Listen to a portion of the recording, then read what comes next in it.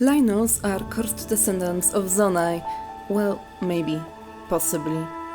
There is no concrete proof of this, only loose hints and oddities, entirely open to interpretation.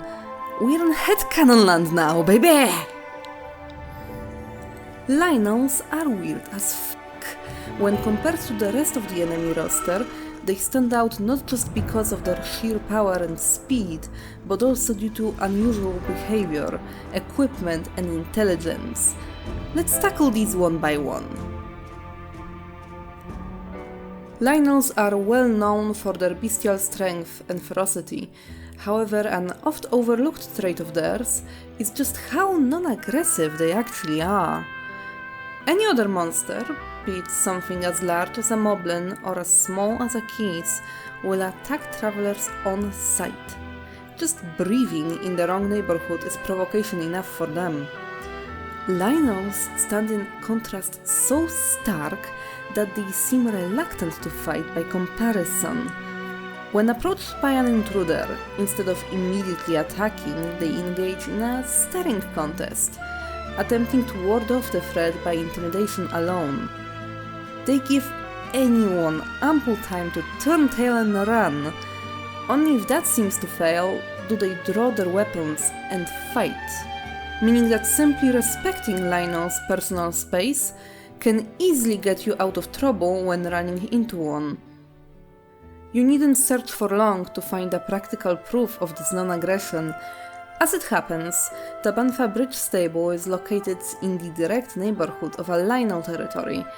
Separated by nothing more but a puny rock, this fearsome monster spends its days right behind this bustling communication center. And yet, the stable functions without issue, and the trail is frequented, seemingly with no interference from the beast. Lynel is left alone, and in turn, it leaves others in peace.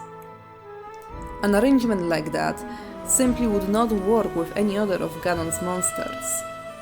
Look no further than Hylians stable. When rider Bokoblins set up camp nearby, they caused quite a disruption, pestering travelers on trail and interfering with stable's communication with the rest of the network. They were so annoying that the staff had no choice but to look for a warrior capable enough to get rid of them for good. That is not all. Another weird thing is that, at least as far as I'm aware, Lynels never eat and never sleep. The only thing they are seen doing is patrolling a small patch of land they call home and roaring. This, again, is quite different from other common monsters who display a range of different behaviors, eating, sleeping, hunting, and socializing among them. Lynels don't do any of that, even if in close proximity to another Lynel like the three found in North Tabanfa snowfield. I'd say that maybe they sleep standing up or something, if not for the fact that they barely ever stop their patrol for more than but a moment. They don't hunt either. Animals can simply pass or even stop nearby and be completely safe. Lynels don't seem to pay any attention to them at all. The only thing they do in breaks from patrolling their tiny domain is roaring. Here, I'd like to stop and pose a question. Why do the Lynels roar? A vocalization like that would usually imply a challenge or a threat, but to whom? Majority of Lynels live in remote locations, far away from places where one would reasonably expect to find travelers. In most cases, with few notable exceptions, they don't even live near other monsters or their own kind. As far as anyone is concerned, they are completely alone. And yet, they roar. So perhaps this isn't a threat, but a cry. A profound scream, a lament. They stare at the sky and let out their pain, never hearing a response, nor from gods, nor from their own kin.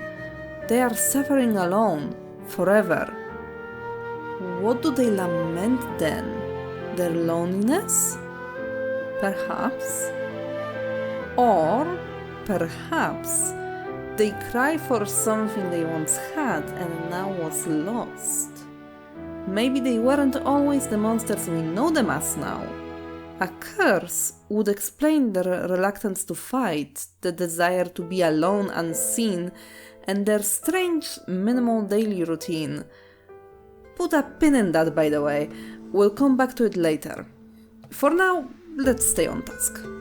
Weapons used by Lynels stand out between arms wielded by other monsters too, while Bokoblins and Moblins rely on clubs and spears haphazardly put together from wood and bone, as well as weapons of Hylian origin, which they managed to steal off of travelers. Lynel equipment is very, shall we say, sophisticated. These aren't any ordinary pieces of scrap metal held together by string and leather. These are complex designs, put together with purpose. Equipment like that couldn't have been made out in the wide open field. That must have been created in a forge. But where is that forge? Clearly, none of the contemporary races would make such a thing. These weapons don't match any of the modern styles used across Hyrule, not even the designs of Yiga. The ability of Lynel shields to deal damage is entirely unique as well. There isn't anyone who, willingly or not, could have supplied Lynels with such an arsenal. We can conclude then that it is simply not possible for these weapons to have been stolen, like the swords wielded by Bokoblins. Then it must mean that the Lynel equipment was made by Lynels themselves. I mean, well, duh. In other words, Lynels made themselves pretty complex equipment in forges which don't exist anymore. How old are these swords exactly? And damn! That's some seriously durable weaponry. Like, yes, when Link picks up a quote-unquote fresh Lynel weapon, it doesn't last all that long.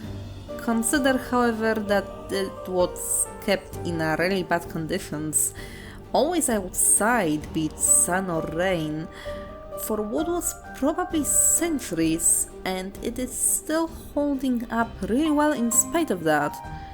This really speaks volumes about the sheer quality of these things. Also, that means that all this time we've been beating monsters around with what are essentially priceless ancient artifacts. Enjoy that thought. Furthermore, creation of weapons like that would obviously require a lot of skill and some level of teamwork. Persons skilled enough to make such excellent arms wouldn't also be responsible for actually mining the metal they were made of, you know? In turn, that would mean Lynels used to have an actual honest-to-God society, civilization, probably culture too. Being reduced to endlessly strolling around a tiny patch of land, well, no wonder they want to scream. There is just one more thing I find interesting about Lynel equipment. These weapons deal a lot of damage, and I mean a lot. Coincidentally, this makes them go really well together with the Barbarian armor set, which grants an attack boost. And as you are all probably well aware, the Barbarian armor set has been all but confirmed to be Zonai in origin. Funny things, coincidences? Except, what's that? The savage, brutal aesthetic of Lynel weapons matches up quite well with bone and leather of Barbarian equipment, despite being entirely made out of metal. Almost like these sets were made for each other. It is also worth noting that the only case of non-Lynel shield-based damage we've ever seen was a shield-mounted flamethrower in the shape of a Zonai dragon head. Boy, do I like coincidences! Especially the ones that support my random trains of thought. Ha! One last trait that separates Lynels from other monsters is their intelligence. We don't exactly have too many vectors of comparison, seeing how reluctant Lynels are to interact with their environment, but we'll do our best with what is there. Firstly, Kilton's disguises. Be it Bokoblin, Moblin or Lizal, Link can fool them all with nothing but a mask and a bit of, frankly, quite impressive acting. Lynels though? Hell no! They can see right through this crap. It is unclear though at which point do they realize they are looking at a tiny Hylian in a giant mask on the head, rather than one of their own kind. Does it click with the Lynels seconds before they attack? Or are they staring at us in amusement, while we waltz and parade ourselves around them? Honestly, hard to tell. Not the most expressive types, these guys. Another, more subtle sign of higher intelligence of Lynels is their ability to adjust their strategy to the situation they find themselves in, as well as the sheer precision of their attacks. Unlike other monsters, they carry both melee and ranged weapons, so that they never find themselves at a disadvantage in combat. They can freely switch between bow and whatever else they have to adjust to the range at which the threat positions themselves. And make no mistake, their far-ranged shots absolutely are highly difficult trick shots. This shit takes serious skills and training, okay? Especially in order to execute these shots in such a rapid succession, all highly precise. A bokoblin looks like you gave a bow to a monkey by comparison, often missing even at a close distance. Frankly, Lynel's unparalleled ability to effectively use their arsenal in a variety of situations puts them leagues above many of Hyrule's trained soldiers. No low intelligence creature would achieve this level of ability. It's almost as if, in the distant past, Lynels used to be some sort of a savage, warlike tribe. If they were indeed cursed, their skills could have transferred over along with the weapons they wield.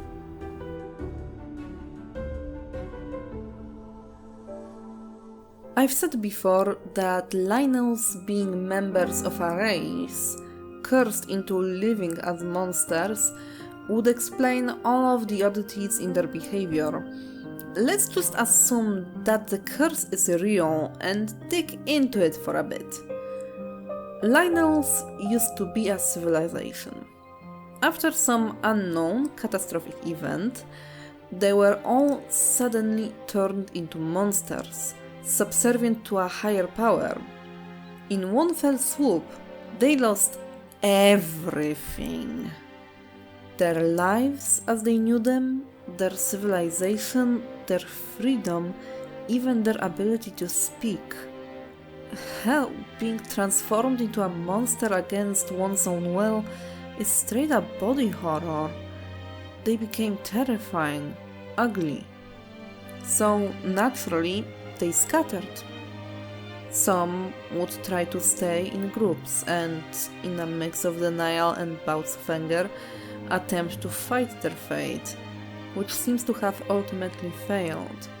Others would give in and serve their new master, trying to bargain for their freedom.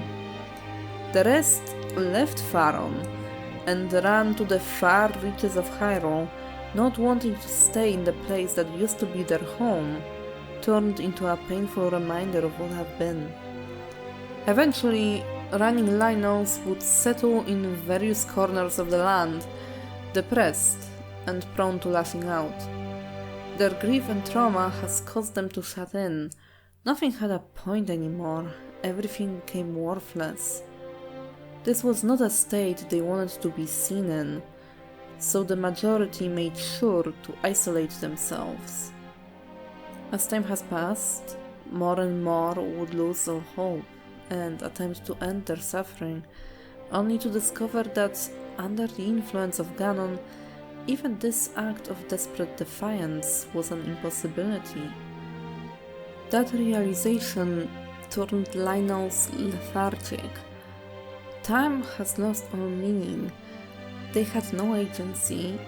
They were trapped. They still could feel pain though. So when these two-legged creatures appeared and started encroaching on their enclaves, trying to slay the Lynels, Lynels struck back. They kept striking back. To these new warriors, they were just another monster. Not that Lynels themselves thought any different, that's just how their life was now.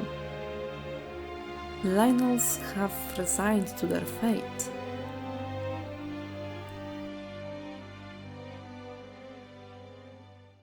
Zonai are described as a savage, warlike tribe, and, as is abundantly clear by now, Lynels fit this description rather well.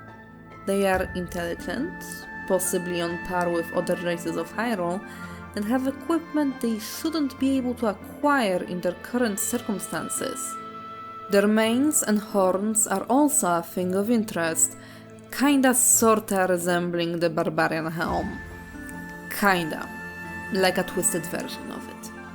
Of course, none of this is a concrete proof that Lynels are indeed Zonai. Everyone is free to make their own judgment. However, all those little things definitely suggest that there is far more to Lynels than meets the eye, and the myriad of coincidences does paint a pretty interesting picture. And I like interesting pictures. As of right now, we have no idea what has happened to them, though upcoming Tears of the Kingdom might shed some light on this issue. When that comes out, I'll leave a pinned comment or something.